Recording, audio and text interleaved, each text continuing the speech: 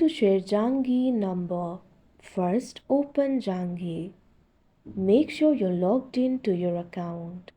Tap on the gear icon that you can see at the bottom right corner of your screen. At top, you can see your private number. Tap on the share icon right next to it. Now you can tap on the specific platform where you want to share your private number, or you can tap on the copy option that you can see on the screen. Now this is basically your private number. You can also see the message and link over here. You can simply tap on your private number. Now tap on the option copy.